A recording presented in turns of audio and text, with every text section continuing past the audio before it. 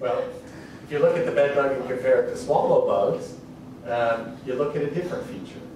If you look at, they all have 4 antennal segments, 1, 2, 3, 4, but these 2 antennal segments are similar in length to one another, whereas the last 2 segments on a bed bug antenna are not the same length. The third one is longer than the fourth. So there are a few features you can use to distinguish between them, and that can be important in terms of how you manage for the pest. In fact, with swallow bugs, I might just mention that they live in swallow nests, those mud nests that swallows build, and lay their eggs inside and rear their chicks inside of them. The swallow bug actually lays its eggs on the outside of that mud nest. And those eggs hatch, and then the nymphs crawl around inside the nest and feed on the little chicks that are inside. And the chicks are, sometimes there can be enough eggs laid on the outside of those swallow nests, those mud nests, that you can see it from quite a distance. And so you can imagine the kind of pressure, the kind of anemia that actually results in those tiny little chicks as they have hundreds of little bed bugs, swallow bugs feeding on them. And many of them actually can die, and as a result of that feeding. And then the little bugs crawl onto the adult birds, and they're carried off to other locations where they can mature other nests. So swallow bugs are kind of fascinating, but the subject of our discussion today will actually be the human bed bug. And if we look back in history, we see that it's been a very common and problematic pest since the beginning of civilization, recorded civilization, probably even before that. There are many words that if you look at the older languages, and you look at this, specifically at the old world languages, you see many terms, many words that are in those old world languages for bed bug. But you find no words actually in the New World languages, even the ancient New World languages. There were no words to describe them. And so because of this and some other evidence, we believe that bed bugs actually originated in the Old World. And most believe in the Middle East somewhere. And then they were eventually transported into Europe in the mid-centuries. And then later spread through Europe, and then they were carried here to the New World with those who came over and discovered. But the first time they were mentioned actually in the literature is about 1000 BC. Aristotle wrote about them in his writings. They were spread throughout Europe, typically with the ruling class, because they were the ones who could afford to travel, and they would also, and they would interact in terms of their courtship and marriages, and they would transport the bed bugs around between each other. Well, through those Middle Ages, it became a recurring topic. People would write about their experiences. They would have songs. They would, all kinds of art. So bed bugs were a common part of society. They were integrated. They were, everyone knew what they were, and everyone was familiar with them. Until about the 1960s in the United States, when the use of DDT and some other insecticides actually allowed eradication to occur. The reason that this was successful is because most of these products at the time that were being used were long-lasting. It means they had a residual. You could put them down and they would still be active, months later. They were non-repellent, so you could put them into a crack or crevice and a bed bug doesn't detect it. It crawls in there and picks up the dose. And so these were all very effective types of compounds in terms of killing bed bugs and other types of insects as well. They were used on cockroaches and other indoor pests. But as we start to, so there were a lot of benefits that were originally recognized. But then, as time went on, they also started to recognize there were risks associated with using these compounds as well. So over time, many of these compounds have been phased out or are not being used.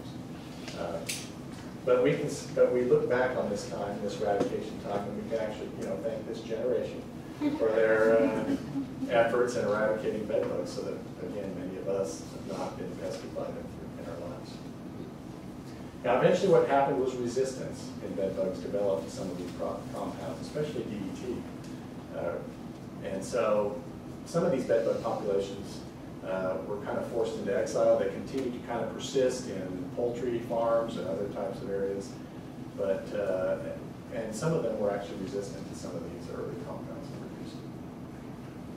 Well, what's happened recently is a resurgence in bed bug populations that we're seeing worldwide. We figure it's due to three different things.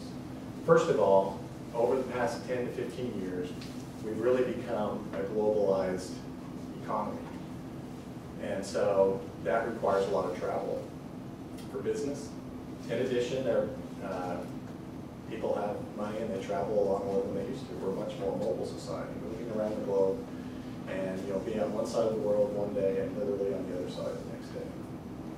So travel, tourism, and manufacturing, the way business is done. Many products, I mean, we wear American, company, clothing that's made by an American company, but it's made somewhere else in the world and shipped.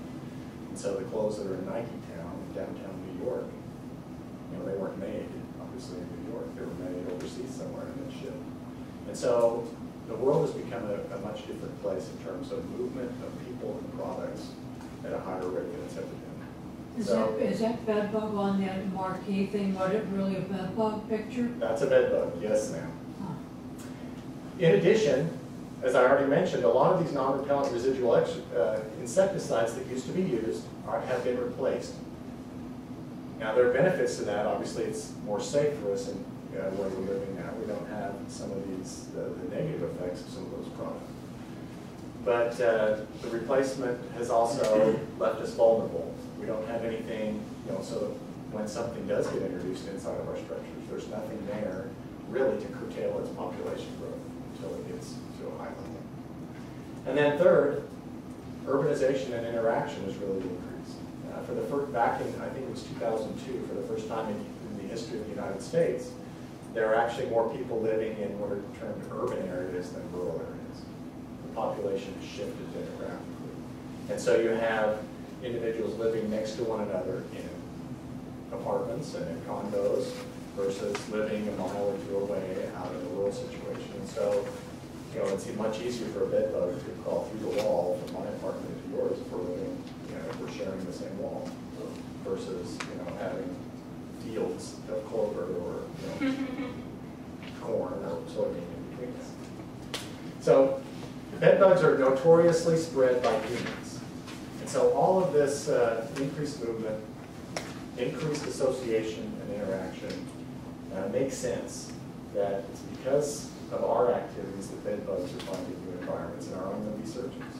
They're moved by us on items from infested places to uninfested places, on luggage, on furniture, on other types of personal items.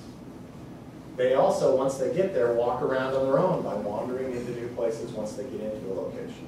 They don't have to stay on those items, and they will walk off of them and live in those locations where they're introduced. How far can they walk? If you live in a condominium complex, would they go unit to unit, or could they walk all the way down the hall 100 yards? And they could eventually go that far. They typically will, we'll get into that a little bit later, but okay. In their nightly quest for blood, they'll move 20 feet or more to find a hose. Are you going to address other architectural features you can look for that might discourage that?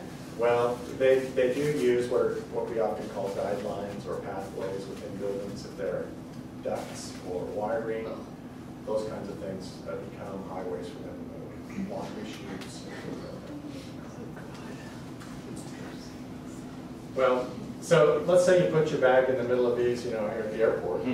Or say you get on an airplane, like was done recently and was reported in the news, and you taxi out to the runway and you get ready to take off, and then you're, because so many people on the airplane are complaining about being bitten by bed bugs, that you taxi back to the airport and you get off and go on to another plane. Doesn't the TSA this is happening. It's not just folklore, actually. I mean, these kinds of situations are happening. And so, as your baggage or as your belongings interact with other people's luggage or baggage who you don't know, and you don't know where they've been, what their situation is, you can pick up infestations of bed bugs.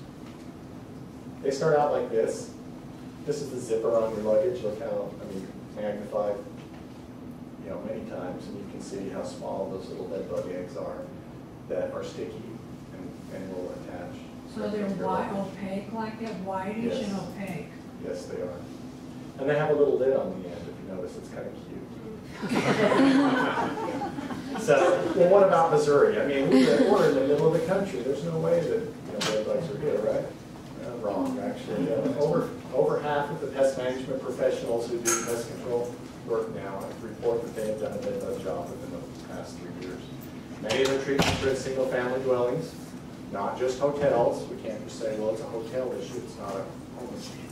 There have been several recent lawsuits by tenants against landlords. One famous one in Jeff City recently where a tenant complained to the landlord they were renting from. They had bed bugs. The landlord called the company went in, did a thorough inspection, didn't find a single bed bug.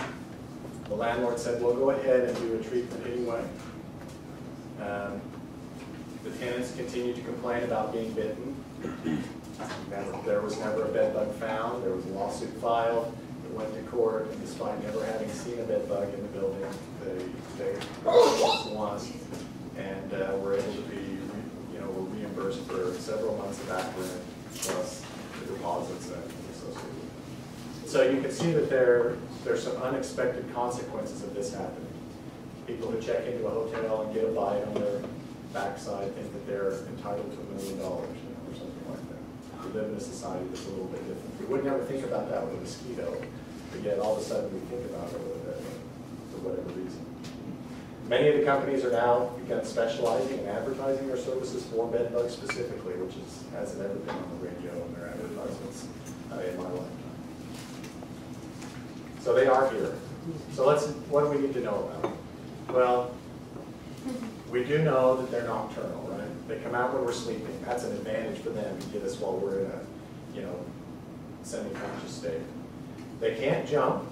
They don't fly. But they can run swiftly. They'll remain active even below 45 degrees Fahrenheit. Their activity temperature is typically down around 40 degrees. And how hot? Their optimal temperature is 85 degrees, so they'll be active way up into the hundreds.